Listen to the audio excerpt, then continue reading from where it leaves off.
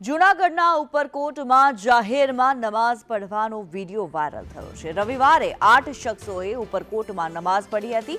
અડીકડીની વાવ પાસે જાહેરમાં નમાઝ પઢતા હોવાનો વિડીયો સામે આવ્યો છે। જો કે સમગ્ર ઘટનાને લઈને પોલીસે સીસીટીવીના આધારે તપાસ શરૂ કરી છે। ઉપરકોટમાં જે વિવાદ સર્જાયો છે અને 8 શખ્સો દ્વારા જે નમાઝ પઢવામાં આવી છે તે સ્પષ્ટ રીતે દેખાય છે કે તેના માટેની પોલીસ તપાસ તેજ કરવામાં આવી છે। 8 જેટલા શખ્સો આવ્યા હતા। ગત રવિવાર 15 તારીખના રોજ આ ઘટના બનવા પામી છે। ખાસ કરીને મુસ્લિમ સમુદાય એકતા મંચ દ્વારા પણ જે છે બંદગી કરવાનો વિરોધ ન હોવો જોઈએ, પરંતુ જાહેરમાં અથવા મસ્જિદમાં જ આ રીતે જે બંદગી કરવામાં આવી છે તેને લઈને પણ મુસ્લિમ એકતા મંચ દ્વારા પોતાનું સ્ટેન્ડ રજૂ કર્યું છે। ઉપરાંત જે ગિરનાર મંડળના સાધુ સંતો છે તેમને પણ પોતાનું સ્ટેન્ડ રજૂ કર્યું છે। હાલ તો વહીવટીતંત્ર દ્વારા તમામ બાબતો ઉપર કોઈ પણ પ્રકારની પ્રતિક્રિયા આપવાનો સ્પષ્ટ ઇનકાર કરી દીધો છે। હાલ પોલીસ તપાસ થઈ રહી છે। પોલીસ તપાસ થયા બાદ જ સમગ્ર ઘટના ઉપરથી પડદો ઉચકાશે અને કોણ હતા આ શખ્સો, કેવી રીતે અહીંયા આવ્યા હતા અને શા માટે તેમને આ રીતનું કૃત્ય કર્યું છે, તે તમામ બાબતો ઉપરથી છે તે પડદો ઉચકાશે। કેતનયુગ સંદેશ ન્યૂઝ, જૂનાગઢ। સમાચારોની શરૂઆત કરીએ। સજાતીય લગ્ન અંગે સુપ્રીમ કોર્ટે મહત્વનો ચુકાદો આપ્યો છે। 5 જજોની બેન્ચે 3-2થી ચુકાદો આપતા સજાતીય લગ્નોને મંજૂરી આપવાનો ઇનકાર કર્યો છે। સજાતીય લગ્નોને કાયદાકીય મંજૂરી નહીં તેવું સુપ્રીમ કોર્ટ દ્વારા નિર્ણય કરવામાં આવ્યો છે।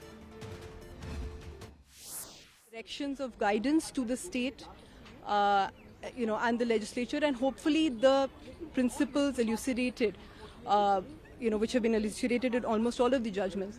Hopefully these will provide good guidance to the legislature as and when it does decide to take a step in the right direction as far as we are concerned. Thank you. Ajay Yadav live जुड़ाई चुकेला है हमारे साथ। अजय, आपसे जानना चाहेंगे समलैंगिक विवाह को लेकर सुप्रीम कोर्ट की ओर से क्या फैसला लिया गया है?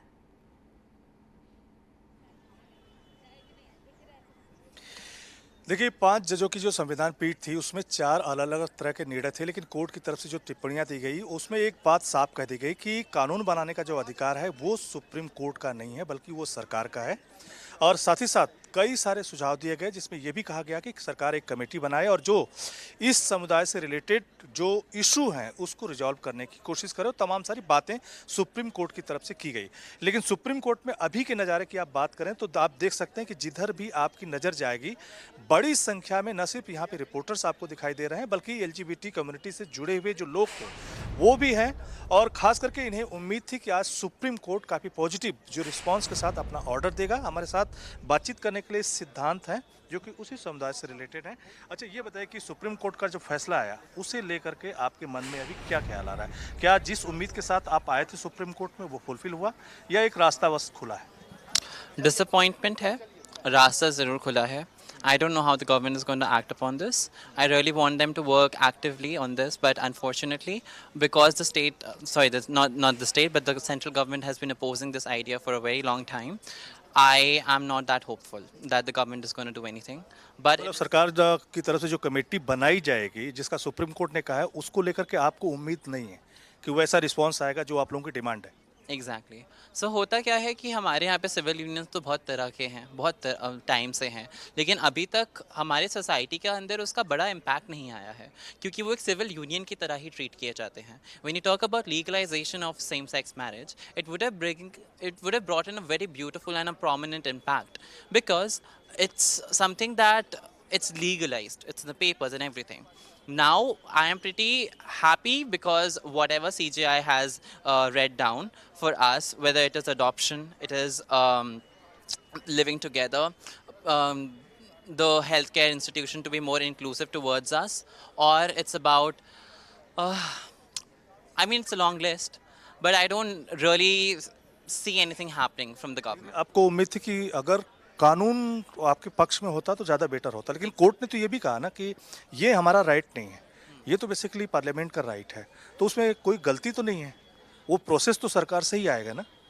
ठीक है, प्रोसेस सरकार से आएगा, लेकिन जब हम एक डेमोक्रेटिक कंट्री में रहते हैं जहाँ पे अडॉप्ट किया गया है इक्वालिटी कहाँ पर है? मेरा ये सवाल है गवर्नमेंट से। आपको लगता है हेट्रोसेक्सुअल मैरिजेस ही लीगलाइज हो सकते हैं, not homosexual? Why is it? मेरे क्या लगता है कि कोर्ट से ही इक्वालिटी मिल सकती थी, सरकार से इक्वालिटी नहीं मिल सकती? आपको ये कह रहे हैं? If people like Shashi Tharoor are there in the parliament, then I just hope कि चीज़ें अच्छी हो सकती हैं।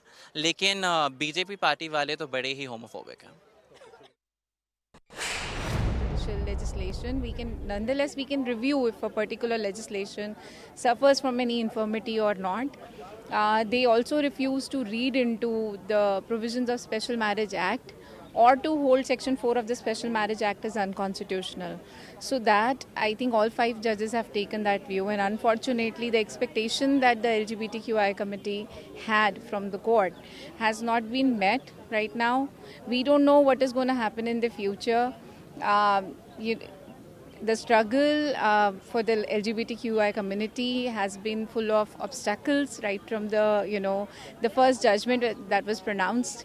So we can only wait and watch, and we'll wait for the complete judgment and see how it would affect cases of LGBTQI couples which are pending before courts as well.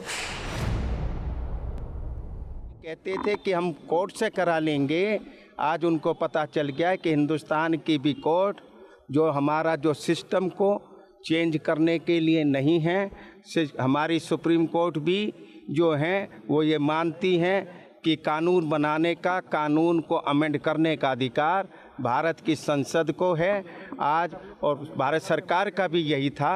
तो आज जीत आम जनता की हुई है, क्योंकि parliament जो है आम जनता की है, वहाँ इलेक्टेड आदमी ही जाते हैं और वो कोई भी डिसीजन ले सकते हैं जो वो चाहते हैं। सेम તો રાજકોટ મિશ્ર વાતાવરણને રોગચાળો છે તે વખર્યું છે। રાજકોટમાં શહેરમાં વાયરલ ઇન્ફેક્શનના કેસમાં વધારો થયો છે। સામાન્ય બીમારીના કેસો 15% જેટલા વધ્યા છે। સામાન્ય બીમારીના એક સપ્તાહમાં 1000 ને પાર કેસ થઈ ગયા છે। શરદી ઉધરસ તાવના કેસો બેકાબૂ થયા છે। મચ્છરજન્ય રોગચાળો પણ વધ્યો છે। ડેન્ગ્યુના બાદ ટાઇફોઇડના 3 કેસ નોંધાયા છે, તો મેલેરિયા અને ચિકનગુનિયાના 3 કેસ નોંધાયા છે।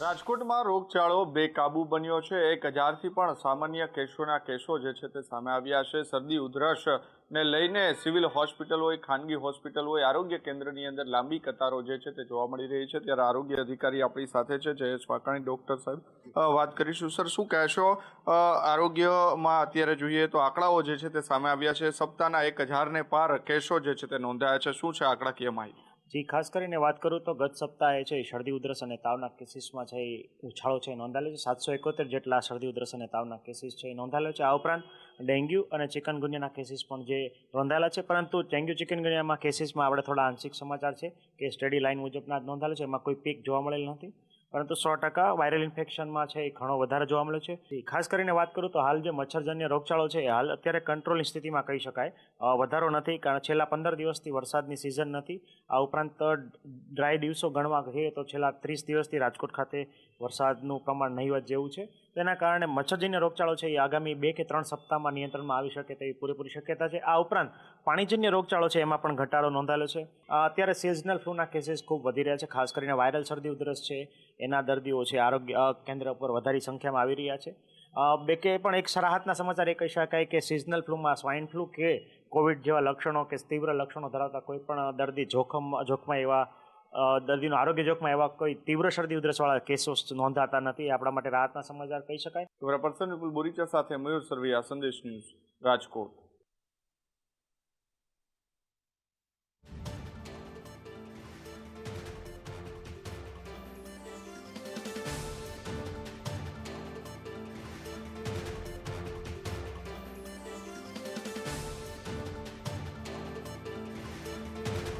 તમામ મહત્વપૂર્ણ સમાચારો વિગતવાર જોઈશું। સૌથી પહેલા વાત કરીએ રાજકોટની। રાજકોટ મહાનગરપાલિકા કચેરીએ સ્ટેન્ડિંગ કમિટીની બેઠકમાં રખડતા ઢોરને નાથવા એક મહત્વનો અને મોટો નિર્ણય કર્યો છે।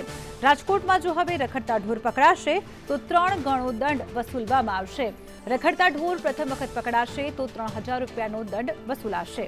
જો બીજી વખત રખડતા ઢોર પકડાયા તો 4500નો દંડ ફટકારાશે, અને જો ત્રીજી વખત રખડતા ઢોર પકડાશે તો 6000નો દંડ વસૂલવામાં આવશે। વ્યક્તિગત પશુઓ રાખવા માટે પરમિશન લેવી ફરજિયાત થઈ ગઈ છે। દૂધનું વેચાણ કરી ધંધો કરનારને લાયસન્સ પણ લેવું પડશે, અને નવા નિયમો મુજબ જો અરજી કરતા વધારે ઢોર હશે તો માલધારી સામે કાર્યવાહી હાથ ધરવામાં આવશે।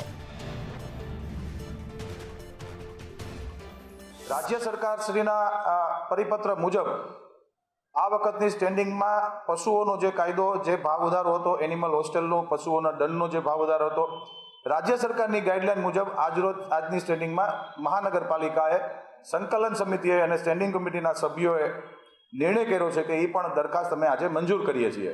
રાજ્ય સરકારે સમગ્ર ગુજરાતની અંદર દંડની રકમ રાજકોટ મહાનગરપાલિકા સહિત 8 મહાનગરપાલિકામાં દંડની જે જોગવાઈ હતી એમાં જે ભાવ વધારો કરવામાં આવ્યો છે, એમાં ખાસ કરીને પશુઓ જ્યારે પકડાય ત્યારે એના 500 રૂપિયા દંડ હતો, એના 1500 રૂપિયા કરવામાં આવ્યા છે. અને જ્યારે એનિમલ હોસ્ટેલમાં રાખવામાં આવે એ અમે 1000 રૂપિયા લેતા હતા, એના અમે 3000 રૂપિયા લઈશું.